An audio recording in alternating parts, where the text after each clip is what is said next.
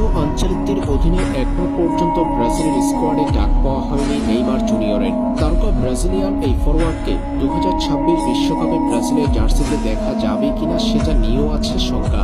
এর মাঝে বারবার ইনজুরি নেইমার জুনিয়রের ফিটনেসকে কার্লো আনচেলত্তির কাছে প্রশ্নবিদ্ধ করেছে। এদিকে বিশ্বকাপের ড্রয়ের পর ব্রাজিলের ইটালিয়ান কোচ কার্লো আনচেলত্তি জানিয়ে দিয়েছেন, নতুন বছর অর্থাৎ 2026 সালের মেতেই ব্রাজিলের বিশ্বকাপ স্কোয়াড ঘোষণা করবেন তিনি। অর্থাৎ সব মিলিয়ে আর 5 মাসের মতো সময় বাকি আছে ব্রাজিলের বিশ্বকাপ স্কোয়াড জানতে।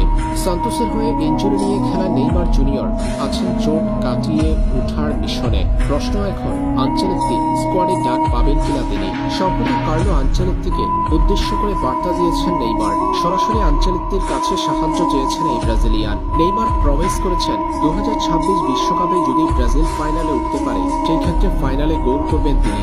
আনচেলত্তিকে উদ্দেশ্য করে নেইমার জুনিয়র বলেন, ব্রাজিলে বিশ্বকাপ আনার জন্য আমরা সম্ভাব্য এবং অসম্ভব সবকিছুই করব। জুলাই মাসে তুমি আমাদের জবাবদিহিতার আওতায় আনতে পারো, আমাদের সাহায্য করো। যদি আমরা ফাইনালে যাই আমি প্রমিস করছি একটা গোল করব। আনচেলত্তির ব্রাজিলের স্কোয়াডে অংশ হতে সরাসরি এবার বার্তা দিয়েছেন নেইমার। প্রতিজ্ঞা করে রাখলেন ব্রাজিল বিশ্বকাপের ফাইনালে গেলে গোল করবেন তিনি।